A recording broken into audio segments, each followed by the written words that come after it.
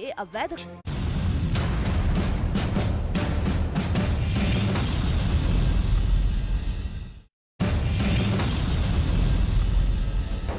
भारत चीन सीमा पर लगातार तनाव जारी है और भारतीय सेना लगातार चीन की इस कोशिश का जवाब देती रहती है। पैंगोंग झील इलाके में चीन ने आधुनिक बोट तैनात कर रखी है, जिससे वो भारत के इलाके में घुसती हैं, शांति व्यवस्था भंग करती हैं और गहरे से गहरा राज भारतीय सीमा का वो ले जाती हैं। लेकिन अब चीन की यह कोशिश नाकाम होने वाली है, क्योंकि भारत भी आधुनिक बोट उस इलाके में उतारने वाला है। कहने को ये एक हाई स्पीड बोट की तस्वीर है, लेकिन असल में इसी तस्वीर में छिपा है लद्दाख की पैंगोंग त्सो झील में चीन की चुनौती को तगड़ी टक्कर देने की मजबूत झलक। सूत्रों की माने तो यह हाई स्पीड बोट अगले कुछ महीनों के भीतर पूर्वी लद्दाख की पैंगोंग झील में तैनात हो जाएगी और भारतीय सेना की पेट्रोलिंग फास्ट ट्रैक पर पहुंच जाएगी। ये बात अब दुनिया से नहीं छिपी है कि गलवान घाटी में चीन ने जो चाल चली थी उसमें उसे जबरदस्त धक्का लगा था और भारतीय फौज ने चीन की लाल सेना को भीतर तक खदेड़ कर मारा था। चीन ने पैंगोंग झील में अपनी गश्ती नौकाओं की तादाद और हरकत दोनों ही बढ़ा दी है। मगर सबसे चौंकाने वाली बात चीन की जो सामने आई वो थी चीन की नई जंगी बोट। पैंगोंग झील की ऊंचाई 4350 मीटर है और चीन में 90 किलोमीटर का एरिया ये कवर करता है, जबकि भारत में 45 किलोमीटर का एरिया है। चीन की हमेशा यही कोशिश रहती है कि भारत की सीमा में अपनी अत्याधुनिक बोट वो दाखिल करवाए और महत्वपूर्ण जानकारियां जुटाए। लेकिन अब भारत ने आधुनिक बोट तैनात कर दी है और चीन की यह साजिश होती है नाकाम। पैंगोंग झील का ठंडा पानी और चीन की शातिर चालों को ध्यान में रखते हुए भारतीय सेना ने जो हाई स्पीड बोट तैयार करवाई है उनमें एक साथ कई खासियत मौजूद है। भारत के रक्षा मंत्रालय ने अपनी इस तैयारी को उस चक्रव्यूह का हिस्सा बनाया है जिसके तहत चीन की चालों को मात देने और उसे पूरी तरह घेरने के लिए भारत ने तैयार किया है। पूर्वी लद्दाख में फौज की गश्त को और मजबूत करने के लिए भारत ने एक नया प्लान बनाया है। झील में चीन की जंगी बोट को टक्कर देने के इरादे से भारतीय सेना नई और आधुनिक स्टील बोट तैनात करने जा रहा है। ये नई नौका पूरी तरह स्वदेशी तकनीक से तैयार है और आधुनिक स्टील से बनाई गई है। चीन की टाइप 928B श्रेणी की बोट के मुकाबले ज्यादा मजबूत और ज्यादा भार के साथ ज्यादा तेज रफ्तार से चलने वाली होगी। चीन के मुकाबले स्पेशल स्टील से ऐसी बोट्स तैयार करवाई गई हैं जो चीन की जंगी बोटों के मुकाबले न केवल ज्यादा मजबूत हैं बल्कि उनसे तेज भी चल सकती हैं। इतना ही नहीं, चीन की बोट अगर उनमें टक्कर भी मारती है तो उससे नुकसान बेहद कम होगा। बताया जा रहा है कि भारतीय सेना की प्लानिंग के मुताबिक तैयार की गई नौकाओं की संख्या फिलहाल 29 है, लेकिन सूत्रों ने यह भी साफ कर दिया है कि अगर सेना की जरूरत इससे पूरी नहीं हुई तो और नई तरह की बोट तैयार की जाएगी। सेना के सूत्रों ने यह भी बताया कि अगले कुछ महीनों में इसी पैंगोंग झील में भारत की हाई स्पीड बोट गश्त करती दिखाई देगी। अब जरा इस नई और आधुनिक हाई स्पीड बोट की कुछ खासियत पर भी नजर डाल लीजिए। भारत की नौकाएं चीन के मुकाबले बेहतर है।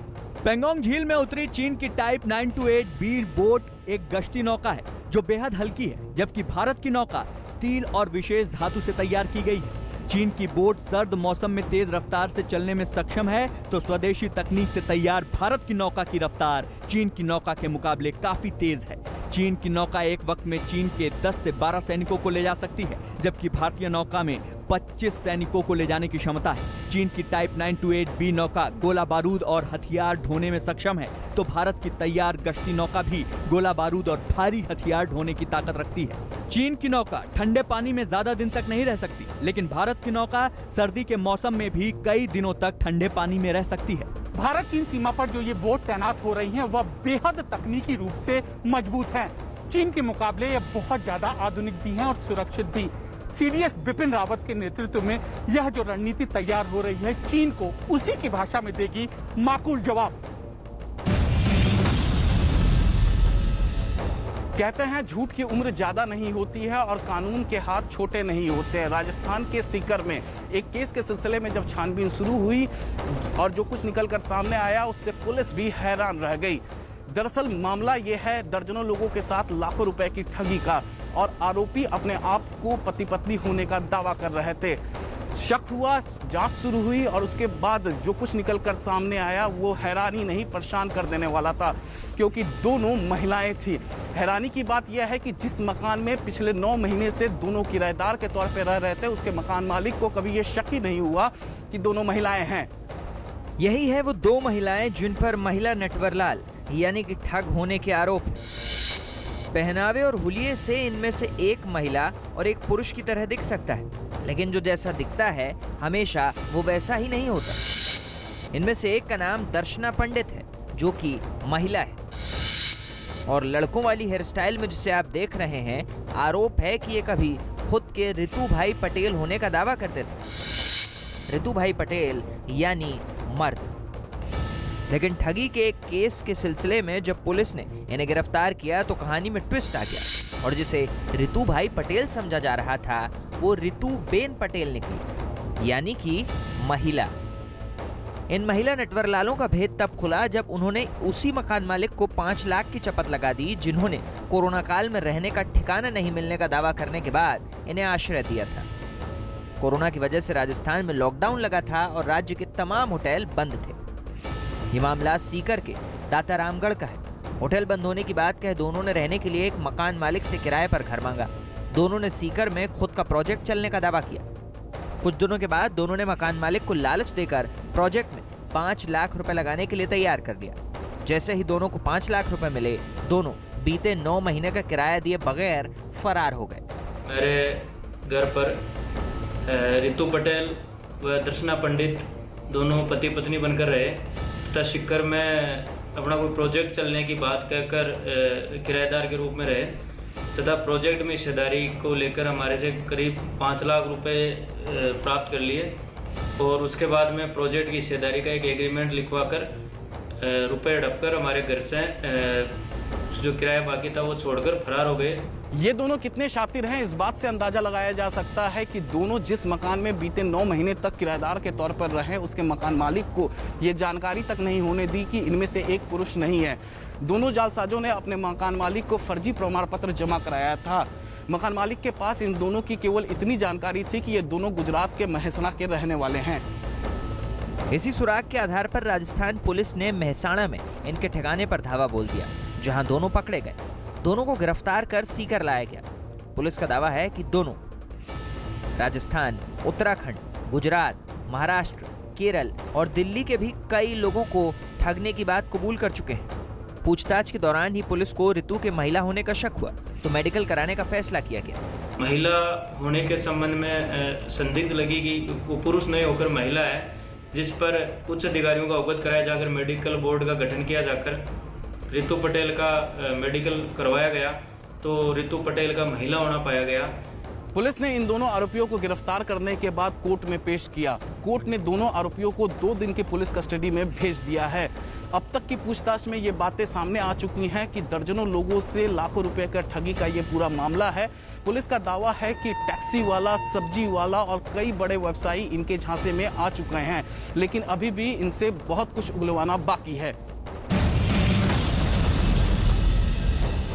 उत्तराखंड के उधम सिंह नगर में दिन दहाड़े चोरी करने के शक में 2 युवक पकड़े गए तो लोगों ने उनकी जमकर पिटाई कर दी। आरोप है कि दोनों युवकों को स्थानीय लोगों ने पानी की मोटर चुराते हुए रंगे हाथों पकड़ लिया था, लेकिन इसके बाद जो हुआ उसका वीडियो सोशल मीडिया पर वायरल हो गया। उसी वायरल वीडियो की ये तस्वीरें हैं जिसमें एक शख्स आरोपियों को पानी की पाइप से मारता नजर आया।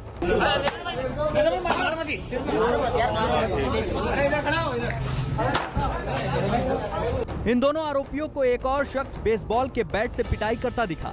पिटाई करने के दौरान ये शख्स इन दोनों पर गल्ले तोड़कर पैसा चुराने के आरोप भी लगाता सुनाई पड़ा।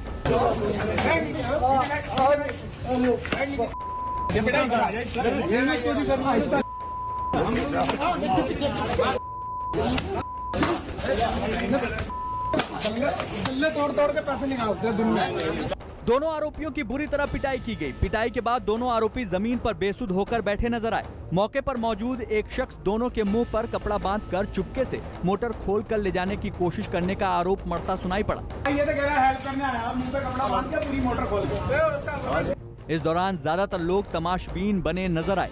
चोरी के आरोपियों के पकड़े जाने पर उनकी पिटाई आम है। उधम सिंह नगर में भी पुलिस के आने से पहले आरोपियों को जमकर पीटा गया, लेकिन जब इस मामले का वीडियो वायरल हुआ तो पुलिस की नींद उड़ गई। हालांकि जिस वक्त आरोपियों की पिटाई की जा रही थी, कई लोग पिटाई नहीं करने की भी सलाह दे रहे थे। अब पुलिस पूरे मामले की तहकीकात कर कार्रवाई की बात कर रही है। ऐसा कोई वीडियो वायरल हुआ है, अभी वो वीडियो को अभी हम मंगा के उसकी जांच कर रहे हैं। अगर वास्तव में अगर कोई इस टाइप की घटना घटित हुई है जिनके द्वारा भी ये कृत्य किया गया है, उनके विरुद्ध तत्काल वैधानिक कार्रवाई की जाएगी। अपराधी कोई भी हो, अपराध कैसा भी हो, सजा देने का काम पुलिस का है, लेकिन कई बार लोग कानून हाथ में लेने से बाज नहीं आते। इस मामले में भी कुछ लोगों ने कानून हाथ में लिया, जिस पर पुलिस अब जांच के बाद कार्रवाई करने की बात कह रही है। बंगाल में मुख्यमंत्री ममता बनर्जी और वामदल भले ही एक दूसरे के सियासी विरोधी हों, एक दूसरे के साथ शह और मात का खेल खेलते हों, लेकिन तमिलनाडु में इनका गठबंधन हो गया है। गठजोड़ भी ऐसा कि एक दूसरे का आखिरी सांस तक साथ निभाने का वादा किया गया है। तमिलनाडु में पूरे रस्मो रिवाज के साथ ममता बनर्जी और सोशलिज्म ने शादी कर ली और इस हैरान कर देने वाले विवाह समारोह के गवाह बने कम्युनिज्म और लेनिनिज्म। ये बात आपको भले ही चौंका सकती हो कि ममता बनर्जी और सोशलिज्म ने शादी कर ली और किसी को कानो कान खबर तक नहीं लगी। दरअसल राजनीति के इस हैरान कर देने वाली शादी में एक दो नहीं कई ट्विस्ट हैं। गुलाबी रंग की साड़ी में ये हैं दुल्हन ममता बनर्जी। जी हाँ, ममता बनर्जी। लेकिन ये बंगाल की मुख्यमंत्री ममता नहीं, बल्कि तमिलनाडु में रहने वाले एक कांग्रेस नेता के परिवार से ताल्लुक रखती हैं। इस ममता के गले में मंगलसूत्र बांधने वाले नेता सीपीआई से ताल्लुक रखते हैं और नाम है सोशलिज्म। ये हंसी मजाक या दूसरों का ध्यान खींचने का तरीका नहीं, बल्कि सच है। कोरोना काल में बहुत साधारण तरीके से शादी के बंधन में बंधने वाले ये दूल्हा दुल्हन ममता बनर्जी और सोशलिज्म है। दूल्हे के पिता मोहन तमिलनाडु के सलेम में सीपीआई के जिला सचिव हैं। पश्चिम बंगाल में ममता बनर्जी और सीपीआई के बीच इतनी दूरियां हैं जितना कि जमीन और आसमान। बंगाल में दोनों एक दूसरे को देखना तक नहीं चाहते। यहां तक कि बंगाल में 34 साल से सत्ता में रहने वाले वामदल को मुख्यमंत्री ममता बनर्जी ने ही सरकार से बाहर का रास्ता दिखाया था। शायद यही वजह है कि तमिलनाडु में ममता बनर्जी और सोशलिज्म की शादी सुर्खियों में है। लेकिन इस शादी के दौरान एक और दिलचस्प वाकया हुआ। दो लोगों की खास मौजूदगी ने सबका ध्यान खींचा, लेनिनिज्म और मार्क्सिज्म। दूल्हे सोशलिज्म की शादी में उनके भाई लेनिनिज्म और लेनिनिज्म के बेटे मार्क्सिज्म भी मौजूद रहे, जिनके नाम और शादी का वीडियो सोशल मीडिया पर पहुंचा तो वायरल हो गया। बताया गया कि दूल्हे के पिता मोहन सलेम जिले में सीपीआई के जिला सचिव हैं और सोवियत संघ के टूटने पर उन्होंने अपने बेटे का नाम सोशलिज्म रखा था, जबकि दुल्हन ममता बनर्जी के परिवार वालों ने अपनी बेटी का नाम तब रखा था जब ममता बनर्जी कांग्रेस पार्टी में थी। हालांकि अब वो बंगाल की मुख्यमंत्री हैं और टीएमसी पार्टी की मुखिया भी हैं। सियासत में कुछ लोग ऐसे होते हैं जिनके लिए उनकी पार्टी की विचारधारा ही सब कुछ होती है। कुछ लोगों के निजी जीवन पर भी इसका गहरा असर रहता है। तमिलनाडु में ममता बनर्जी और सोशलिज्म की शादी इसी बात की मिसाल है। तभी तो सोशलिज्म और ममता बनर्जी ने तमिलनाडु में साथ जीवन बिताने का फैसला किया है। शायद यही वजह है कि दो सियासी परिवारों की शादी हर तरफ चर्चा का विषय बनी हुई है। दुनिया के सबसे बड़े परिवार के मुखिया माने जाने वाले जियोना चाना अब इस दुनिया में नहीं हैं। पूर्वोत्तर के राज्य मिजोरम के रहने वाले जियोना चाना के बारे में कहा जाता है कि उनकी 38 पत्नियां और 89 बच्चे हैं। डायबिटीज और हाई ब्लड प्रेशर की शिकायत के बाद उन्हें आइजॉल के एक अस्पताल में भर्ती कराया गया, जहां उनकी मौत हो गई। जियोना चाना की मौत के बाद उनके परिवार समेत पूरे मिजोरम में शोक की लहर है। दुनिया के सबसे बड़े परिवार पर दुखों का पहाड़ टूट पड़ा है। मिजोरम की हरी भरी वादियों के बीच इस खूबसूरत से आशियाने को बनाने वाले जियोना चाना की 76 साल की उम्र में मौत हो गई। जियोना चाना का परिवार कितना खास है, इसे ऐसे ही समझा जा सकता है कि जियोना चाना की 38 पत्नियां हैं, जबकि इन पत्नियों से जियोना को 89 बच्चे हैं। बताया जाता है कि जियोना के परिवार में इस वक्त 180 से ज्यादा सदस्य हैं। बक्टावंग गांव में जियोना का परिवार एक बड़े मकान में रहता है, जिसमें 100 कमरे हैं। जियोना के परिवार की महिलाएं खेती करती हैं और घर को संभालती हैं, जबकि जियोना के घर के पुरुष सदस्य बढ़ई का काम करते हैं। मिजोरम के लिए परिवार कितना खास है, इसका अंदाजा ऐसे लगाया जा सकता है कि परिवार के मुखिया जियोना चाना की मौत के बाद खुद राज्य के सीएम जोरमथांगा ने ट्वीट कर इसकी जानकारी दी। चाना के परिवार में 38 पत्नियां और 89 बच्चे। इतना बड़ा परिवार होने के नाते वो मिजोरम में पर्यटकों के आकर्षण का केंद्र थे। मिजोरम और बक्टावंग तलंगनुम में उनका गांव परिवार के कारण राज्य में पर्यटकों का प्रमुख आकर्षण बन गया था। Rest in peace sir. जियोना चाना का परिवार इतना बड़ा है कि जिस गांव में उनका परिवार रहता है वो सैलानियों के आकर्षण का केंद्र बन गया है। दावा किया जाता है कि हर साल सैकड़ों सैलानी जियोना चाना के परिवार को देखने और उनसे मिलने आते हैं। यही वजह है कि जियोना चाना की मौत के बाद अब उनके परिवार पर भी दुखों का पहाड़ टूट पड़ा है। दरअसल जियोना चाना जिस संप्रदाय से ताल्लुक रखते हैं उस संप्रदाय के कुल 400 परिवार उस इलाके में रहते हैं। इस संप्रदाय में घर के पुरुष सदस्यों को बहुविवाह की इजाजत है। यही वजह है कि जोराम अपने पीछे कई पत्नियां और एक हंसते खेलते विशाल परिवार को पीछे छोड़ गए। साल 1945 में जन्मे जियोना चाना ने अपनी पहली शादी 17 साल की उम्र में की थी। अपनी पहली शादी के वक्त वो अपनी पहली पत्नी से 3 साल छोटे थे, जबकि जियोना चाना ने आखिरी शादी साल 2004 में की थी। मिजोरम की खूबसूरत पहाड़ियों के बीच बसे उनके 4 मंजिला घर को भी नई पीढ़ी का घर नाम दिया गया है, जहां इस वक्त फिलहाल मातम की लहर छाई हुई है। अब जो खबर हम आपको दिखाने जा रहे हैं वो खबर यकीनन आपको चौंका देगी, क्योंकि अंतरिक्ष में महज 11 मिनट के सफर के लिए एक शख्स ने 205 करोड़ रुपए का भुगतान किया है। खास बात यह है कि जिस शख्स ने इतनी भारी भरकम रकम चुकाई है उसे दुनिया के सबसे अमीर शख्स और अमेज़न के फाउंडर जेफ बेजोस के ठीक बगल वाली सीट पर अंतरिक्ष यात्रा करने का मौका मिलेगा।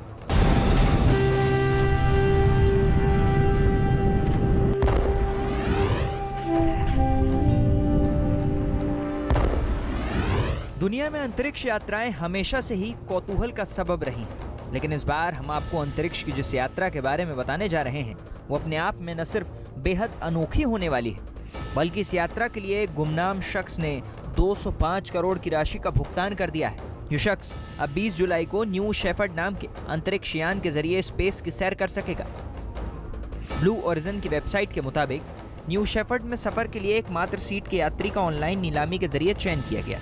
विजेता शख्स ने स्पेस के सफर के लिए $28 मिलियन यानी करीब 205 करोड़ की बोली लगाई है। इस एकमात्र सीट के लिए आयोजित बोली में 159 देशों के 7,600 लोगों ने रजिस्ट्रेशन कराया था। ब्लू ओरिजिन ने सोशल मीडिया पोस्ट में कहा कि विजेता शख्स का नाम आने वाले सप्ताहों में नीलामी की प्रक्रिया पूरी होने के बाद घोषित किया जाएगा। ब्लू ओरिजिन कंपनी के मालिक जेफ बेजोस ने इंस्टाग्राम पर की गई एक पोस्ट में कहा, ये धरती को अंतरिक्ष से देखना आपको बदल देता है, इस ग्रह से आपके रिश्ते को बदल देता है। मैं इस उड़ान में सवार होना चाहता हूँ क्योंकि ये एक ऐसी चीज है जिसे मैं हमेशा से ही अपने जीवन में करना चाहता था। ये एक रोमांच, ये मेरे लिए बेहद अहम है। दरअसल अमेरिकी कंपनी ब्लू ओरिजिन अपनी पहली स्पेस यात्रा की तैयारी कर रही है। अगले महीने संचालित होने जा रही इस स्पेस फ्लाइट में जेफ बेजोस मौजूद रहेंगे, लेकिन उनके साथ वाली सीट पर कौन बैठेगा इसके लिए बाकायदा ऑनलाइन बोली लगाई गई। बोली लगने के आखिरी 3 मिनट में एक गुमनाम शख्स ने इस सीट के लिए 205 करोड़ रुपए का भुगतान किया। न्यू शेफर्ड नाम का अंतरिक्ष यान 20 जुलाई को टेक्सास से अंतरिक्ष के लिए छोटी उड़ान भरेगा। कंपनी के मुताबिक इस सफर में शामिल लोगों को कुल 4 दिन का अंतरिक्ष में यात्रा का अनुभव मिलेगा। इसमें 3 दिन की प्री फ्लाइट ट्रेनिंग शामिल है। ये ट्रेनिंग कंपनी के लॉन्च साइट टेक्सास के वैन हॉर्न में दी जाएगी। इस ट्रेनिंग के दौरान खान-पान समेत सभी प्रकार की सुविधाएं ब्लू ओरिजिन की ओर से उपलब्ध कराई जाएंगी। जेफ बेजोस की कंपनी ब्लू ओरिजिन के मुताबिक पहली पैसेंजर फ्लाइट की एकमात्र सीट की नीलामी से जो रकम मिलेगी वो कंपनी के फाउंडेशन को दी जाएगी। इस फ्लाइट का सफर कुल 11 मिनट का होगा। इस दौरान ये फ्लाइट 100 किलोमीटर की ऊंचाई तक सफर करेगी। इस फ्लाइट के यात्री कार्बन लाइन तक सफर करेंगे। ये लाइन पृथ्वी के वातावरण और स्पेस के बीच बाउंड्री के रूप में जानी जाती है।